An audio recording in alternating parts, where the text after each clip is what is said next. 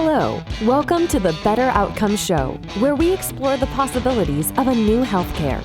Each episode, we bring you a conversation with leaders across the healthcare industry, exploring topics ranging from new treatment techniques and interventions to novel service delivery methods and business models.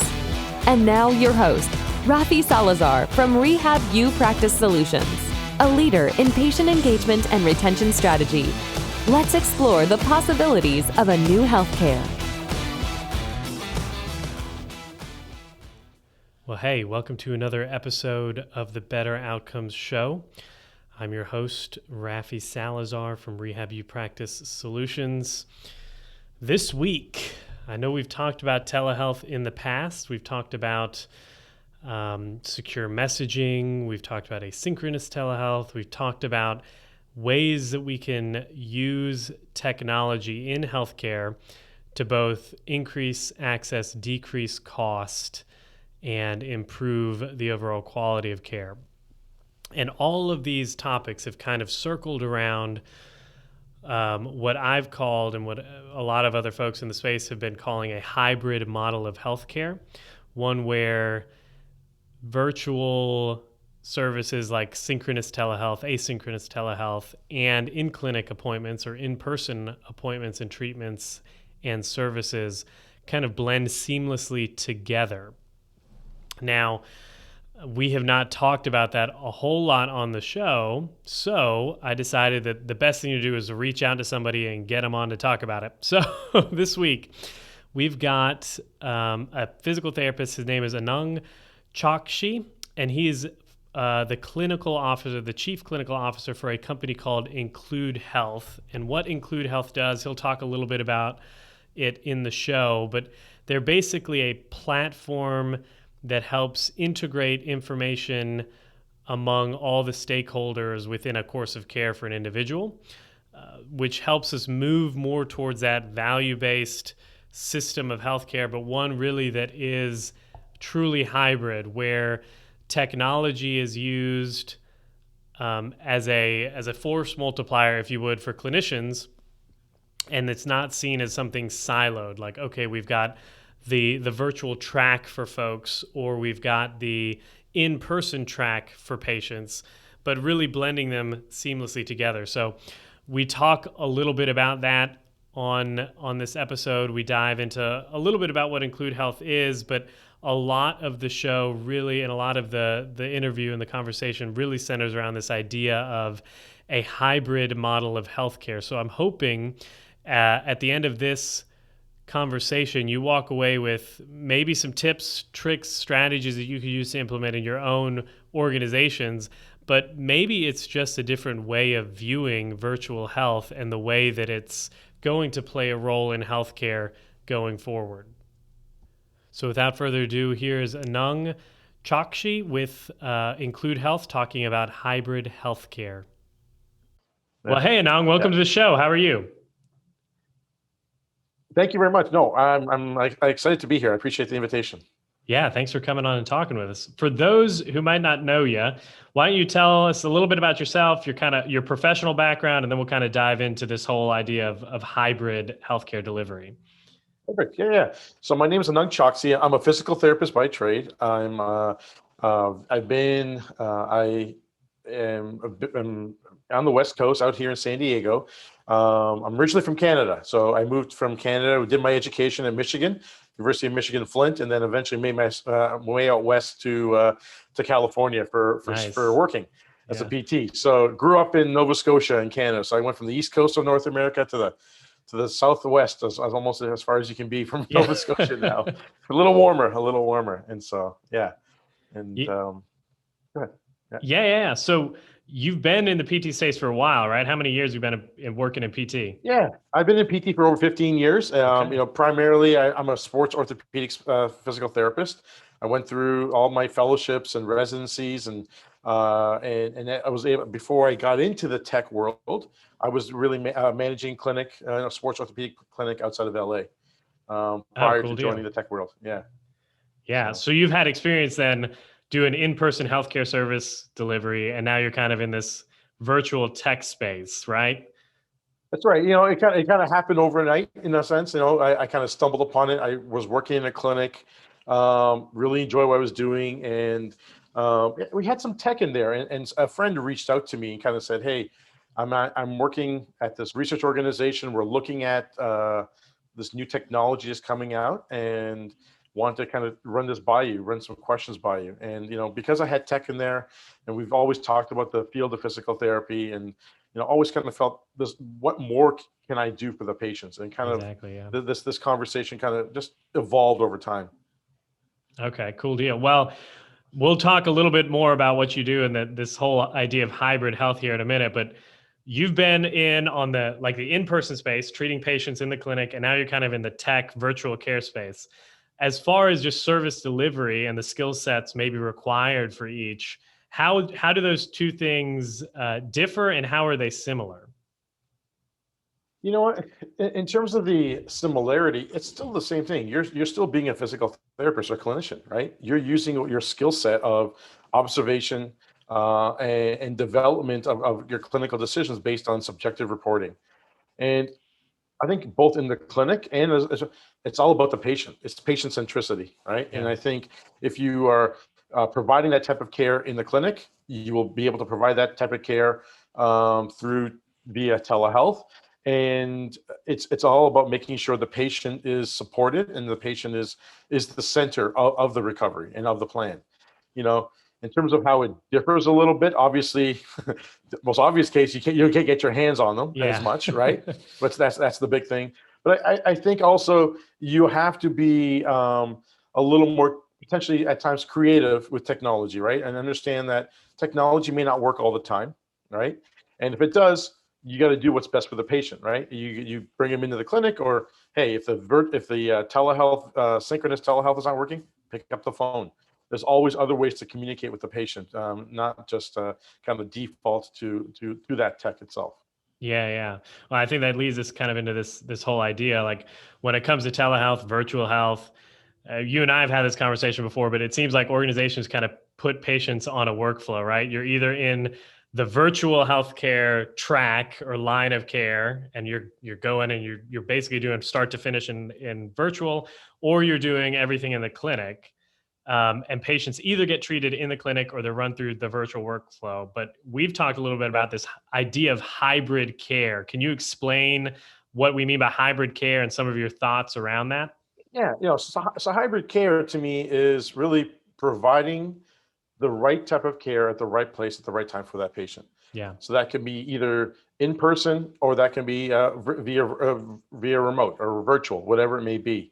I think it's similar to how we do many things, right? In many different industries. For example, banking, right? It's a hybrid experience now, right? Yeah. You can do a lot of your banking virtually, but when you need to have a meeting, go in person, you can still go into the bank as needed, right? So it's evolving the industry in that way.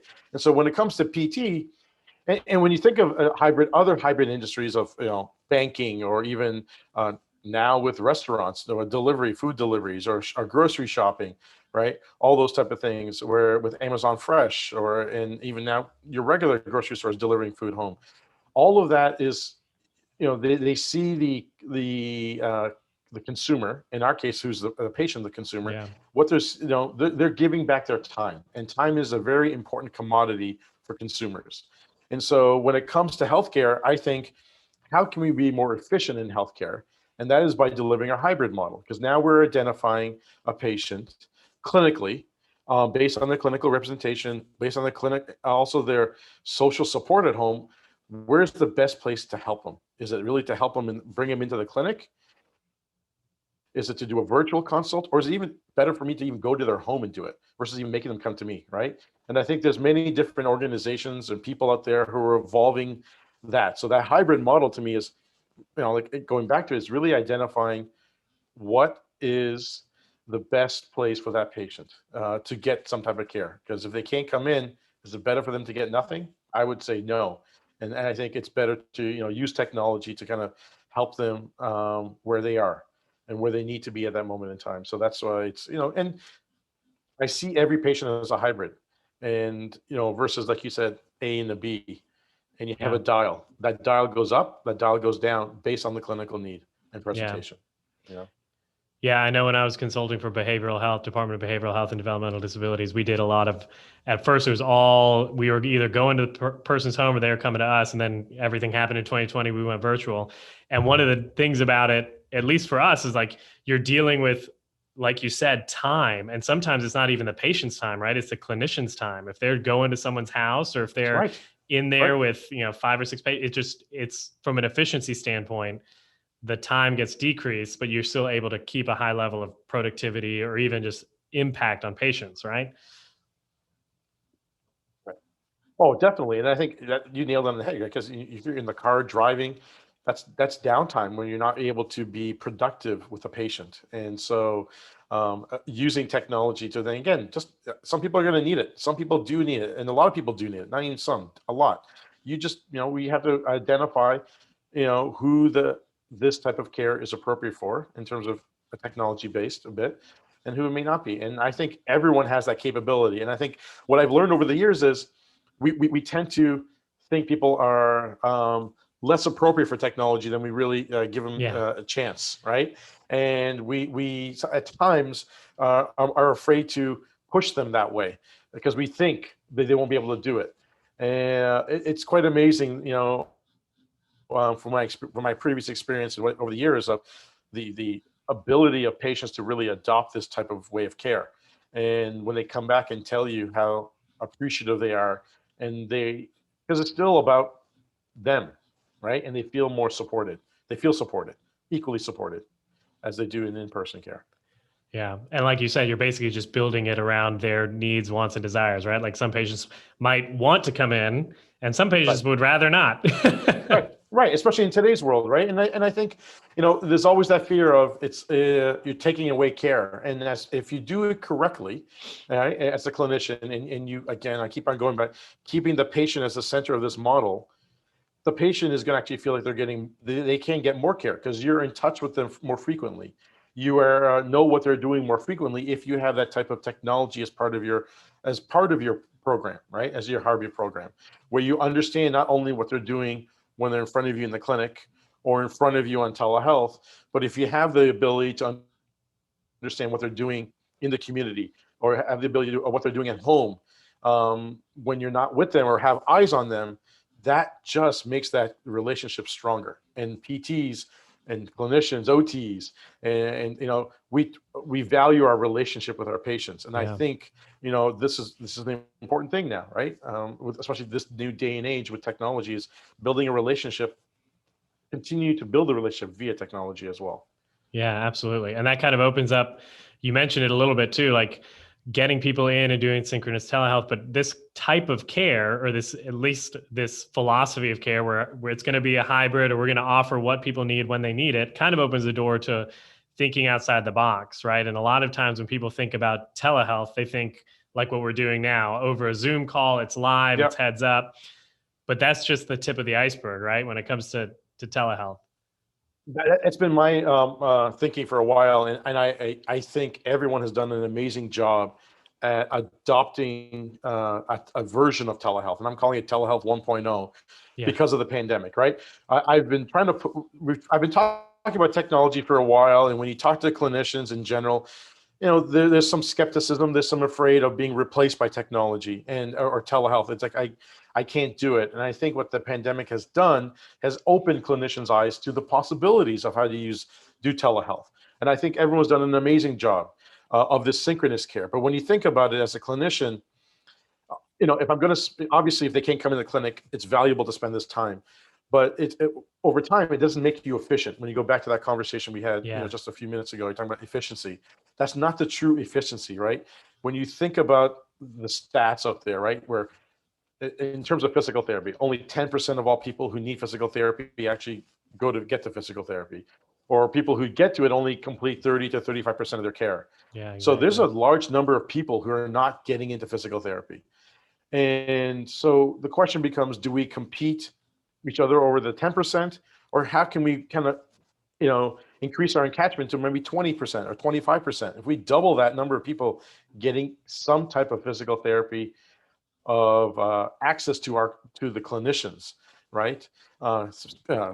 Physical therapy, occupational therapy, just improving that access to us and guiding them. Because some people, again, as we all know, live in rural America where they can't get in. Or if you live in urban America, in Yeah. LA, 5 miles of driving sometimes can take 40 minutes back, right? And so it's just not convenient. And so I think this is where I've kind of gone a little sidetracked, but this is where you have to evolve from the synchronous care, because that's not efficient. You need to have the ability to passively collect data, passively collect information that's valuable, right?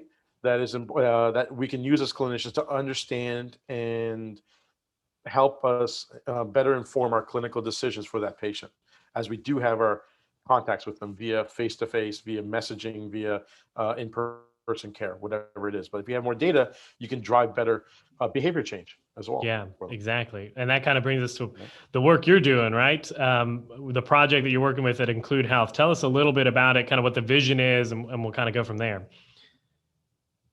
Yeah. So, the thing with Include Health is all about removing barriers to keeping people active and healthy.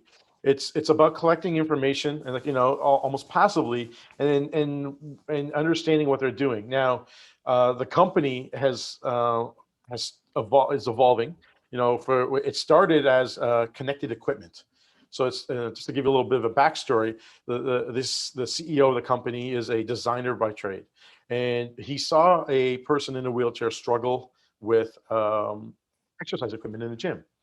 And so he just felt there had to be a better way to help people improve access to care and be more inclusive of everyone. And that's where the name Include Health kind of involved from. Yeah.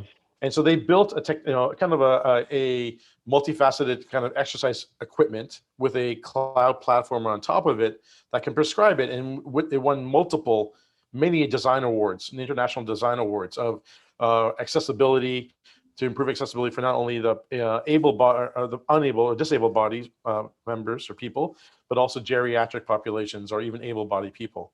And so it was able to kind of instruct people how to do exercises, what activity to do, and how to set it up, and it would capture their information and data. It evolved to then creating sensors to track traditional equipment that is not on a digital platform. So you're building sensors, putting on the leg press or hip abduction or the new step or some other machines to collect information to then also put on that same platform. And most recently, last year or in 2019, they had a kind of a partnership with Cincinnati Children's Hospital. And that's when they got into something what they called more that kind of movement connection or movement based. And so movement correction, I would say. And that includes, so it's really helping people now understanding what people are doing in the clinic, in the community, and beyond, right? And that's where the next kind of generation of the companies coming is the Include Form. So that's understanding what people are doing using kind of that 3D, the camera-based technology. Yeah. So it's not it's not something anymore that you're purchasing and sending out to a client or something like that. The vision is to be able to do this on a webcam, right? I think the vision is to do it, make it really highly accessible to people, right? And really making it easy for people to do it on on technology, right? Where you understand what they're doing, how they're doing it, and how well are they doing it at home. To again make it give them access to clinicians and access to their care. Yeah. And some of this, I think it comes up when we talk about data. We talk about gathering this data passively and making decisions on this data. A lot of it requires, sometimes artificial intelligence, sometimes even some automation. So how do we leverage that sort of technology? Because we know it's super, super powerful. If you have the data, you can make good decisions. But how do we leverage that in a way that still makes care feel personal, as opposed to just making decisions by numbers and data, right? Yeah, and I think, and this is, I think, where I've come from my history in terms of a company called Reflection Health, and then now Include Health here. It's about building a technology that's clinician integrated, right? Where the clinician still needs to be part of it. It's not there. You're using the AI and the ML, right? The machine learning to capture the information and make sense of it, right? But you can't take that human out of it. The human still has to be part of it. And I think that's when I come back to the hybrid model again, right? Yeah. I'm not even if you have, I'm still an advocate for having that hybrid model where the patient can come in potentially. Doing all virtual will work for some people, but it will not work for a large majority. So they need to have to come into the clinic. And I think leveraging that data by still developing that relationship with that human is key. And so, it's about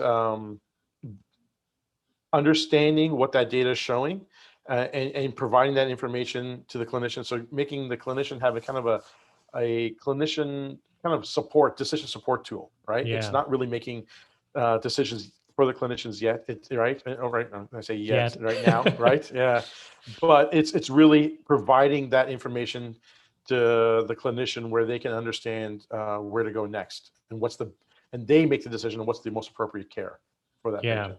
Yeah. Well, and I think it also opens the door too. We had Bronnie Thompson on a show a while back, and she really talked about clinicians' main role. If you think about it, like it's not even our hands on the patient, it's not the techniques we're doing, but part of what we do and our major role is being knowledge translators, right, for our Yeah. patients. And a Mm-hmm. tool like this, I guess, that's giving you a lot of data and distilling it so that a clinician can then make a decision. It also empowers that clinician to talk to the patient and say, this is what we're seeing, and this is why we're recommending this, right? Correct. And it's right. And that's exactly it. Yeah, I think it's, when you think of, even when you go to the doctor's office, the doctor's not with you the entire time. The doctor kind of sets up the care plan Yeah. and program. And I think if we can do that more as physical therapists and say, okay, based on the data that I'm getting, you need to go this way. You need to do this exercise, or interact with this type of clinician as well. Or just, I think, guiding them. We are MSK, specialists, movement specialists. So how can we, you know, continue to guide the person in that way to make sure they're moving correctly and safely? And it's all about educating. It's always about educating. It's educating the patient, informing the patient, and supporting the patient, right? Yeah. And I keep saying it, but it comes back to me again. Always comes back to keeping the patient in the center and being everything about the patient. And it's, I think if a patient understands what they need to do and why they need to do it, they're going to buy into the program versus just telling sometimes someone, just go do this, Exactly. Yeah. Do right? these exercises at home and then Yeah. come back in a couple of weeks. Couple of weeks. That doesn't make sense. But hey, you got to do this because this is the problem and this is what we're seeing, right? And this will help you get back to your goal again, right? Your goal of going to your grandchildren's soccer game or whatever it may be, right? Yeah. And I think, it's obvious. It seems obvious to all of us. So yeah, that's what clinicians do. That's what therapists do, right? We are. That should be the way we do it, but at times you don't see it that way, and sometimes at times we just tell them what to do versus Yeah. kind of educating them what to do and why they're doing it, and taking that extra second or two. And I think that's where technology can help with providing that information at times. Yeah, exactly.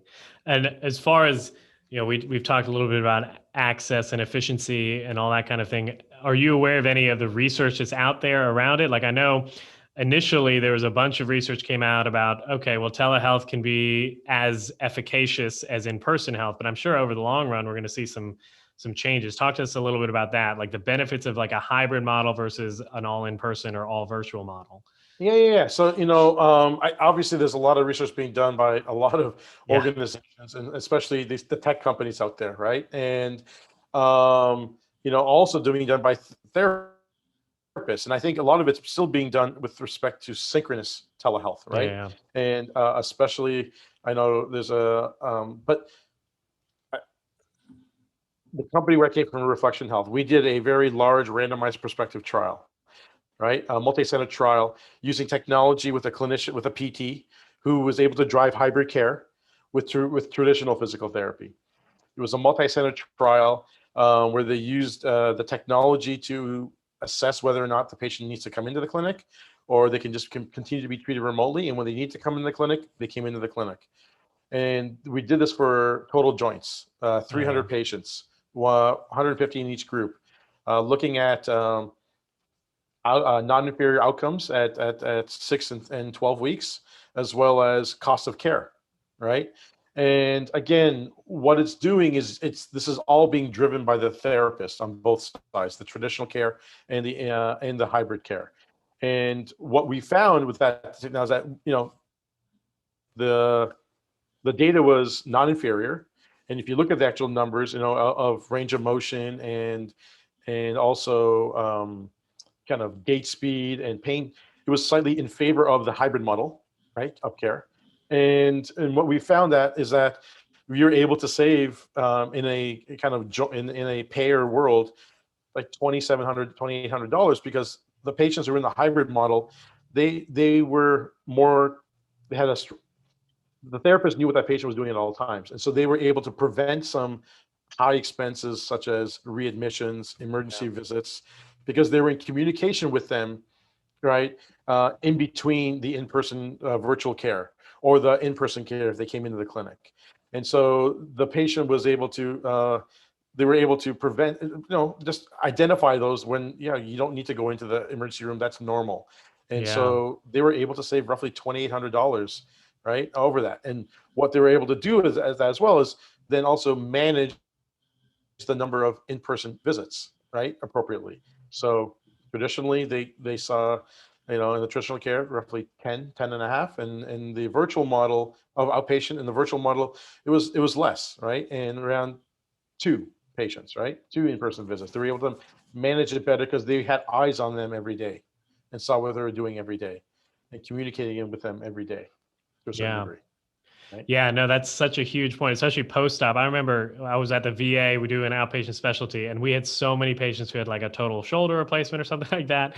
And we'd see them on Monday and they'd be like, yeah, I was in the emergency room over the weekend. It was just really, really painful. Right, It's like we could have right, avoided that if, if you'd been able to reach out to me or text or whatever. correct. You're preventing a lot of that, which is like, we don't see it a lot of times, Yeah. but the payers do, right? The payers do. That's right. And now with this value-based care model moving and inching forward slowly, you're talking about the tip of the spear or even the iceberg. That's a slow-moving iceberg right there. That's where it's going to come in, right? Again, it's not about reducing visits. It's not about minimizing in-person care. It's about identifying what's appropriate for that patient, and then identifying, how can you manage them more effectively and manage them the entire time, not just manage them when they're in front of you. That's the key thing. Yeah, no, I think that's a great way to look at it, that we're not just trying to reduce costs. I mean, the No. long run is hopefully that cost becomes more efficient and less costly, but we really are trying to do what is best for the patient at the time that is best for the patient. Right. And again, it's not about reducing care, right? I strongly disagree with that. I think, the whole thing I always tell people is like, I know what they're doing 7 days a week versus knowing just twice a week what they're doing, or 3 times a week if they come to my clinic 3 times a week. And now I know what they're doing 7 days a week. So I'm in touch with them somehow, eyes on them 7 days a week. If they haven't logged in or they haven't done any activity, I could reach out to them, right? Or even prevent something like an ER visit because they have access to me as well, right? For just a quick little text message or quick call. Yeah. Right. Just to answer a question. Yeah, no, that's awesome. I get excited every time I talk with somebody about this type of healthcare. I'm like, this should be like just standard care. I don't know why it's taken us so long to get here, right? That's exactly it. It seems obvious, right? And if you have implemented it, and I would imagine the VA is very similar just because of the model that they have. And if you can implement something like that, it feels, it's different. It's different, but it feels normal too, right? That's what it should be like. Yeah. That's the feeling. So exactly. Well, thanks for taking the time.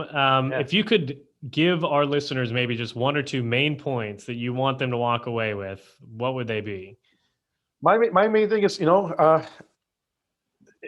to think of technology as a friend, not as a foe, right? Technology is not there to replace us. I know as a profession, as therapists, sometimes we are worried that it's replacing us. It's not, it can't, right? It can just enhance what we can do.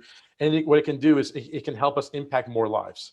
Yeah. And I think that's the key thing for me, right? Is leveraging technology to improve the impact on lives out there. Because that's why we all have got into this profession, because we love to help people. And that's the main thing. It's all about patients, right? Yep. Well, where can people find you, follow you, connect with you, see what you're doing at Include Health? Yeah. So the company calls Include Health. As you can look me up there, it's my Anan. If you ever want to reach out to me, please reach out to me. It's my first name, Anan, Anang. Choxy, CHOKSHI at includehealth.com. Also, LinkedIn, hit me up on LinkedIn or even on Twitter. Cool deal. Either way, anywhere, any of those places will be great to connect with anyone. Awesome. Well, thanks for taking the time, Anan. I appreciate it. Thank you. All right.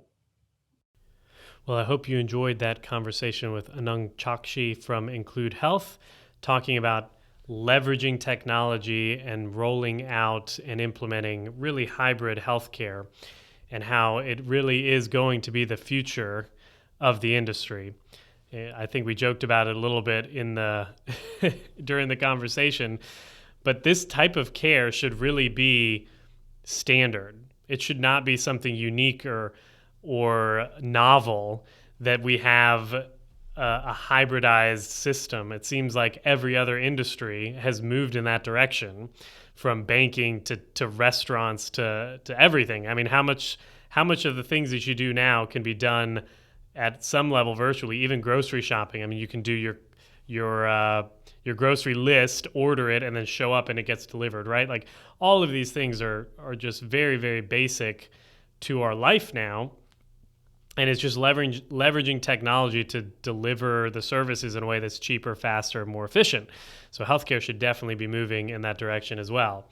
I always enjoy having conversations with folks like Anan who've kind of stepped out of the traditional clinical space and moved into this, like, leveraging and innovating in really in the healthcare space in general. Like, what Include Health has to offer is more than just physical therapy and more than just musculoskeletal. Like, the ideas behind it, the tool that it is, really has applications across the wide array of healthcare.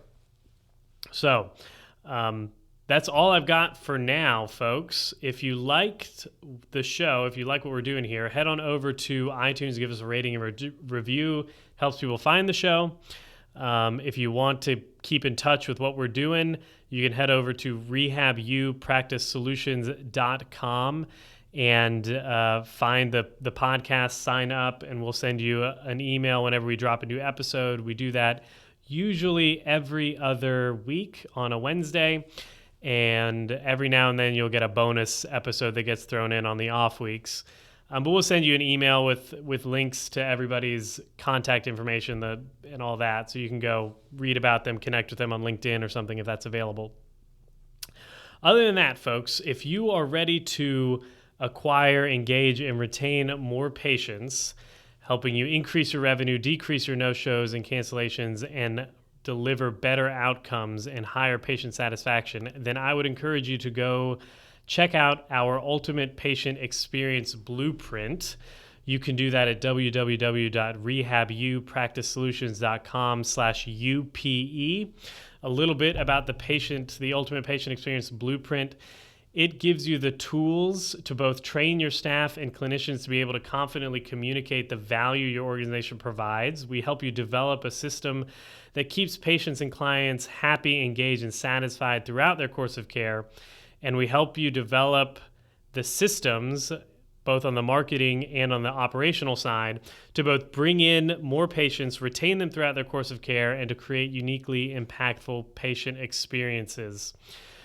We start you off with a diagnostic and positioning exercise, move you through what we call patient relationship mapping. And from the patient relationship map, we then move into your marketing messaging strategies. And from there, we move to your process, your operational processes, and what I call the value framework, where we help you develop specific strategies related to discussing and providing those high value, high impact services to your patients based on the identified messaging, the resources, and the targeted stage that we've developed and we've identified through your patient relationship mapping. Again, if that sounds like something you'd be interested in, head on over to www.rehabilipracticesolutions.com/UPE to learn more about the program, what it entails, and then reach out to us. And I'd love to have a conversation with you about what we can do to help you in your organization. Until the next time, guys, be safe, be healthy. I will talk to you then. Thanks for listening to the Better Outcomes Show. where we explore the possibilities of a new healthcare. Our hope is that you walk away from each episode informed, equipped, and empowered to push the boundaries in your own practice or business. We want to give you the tools to help you build strong, long-lasting relationships with your patients and clients, helping meet their goals, improve their health, and achieve better outcomes. Learn more at www.rehabuppracticesolutions.com. We'll catch you on the next episode.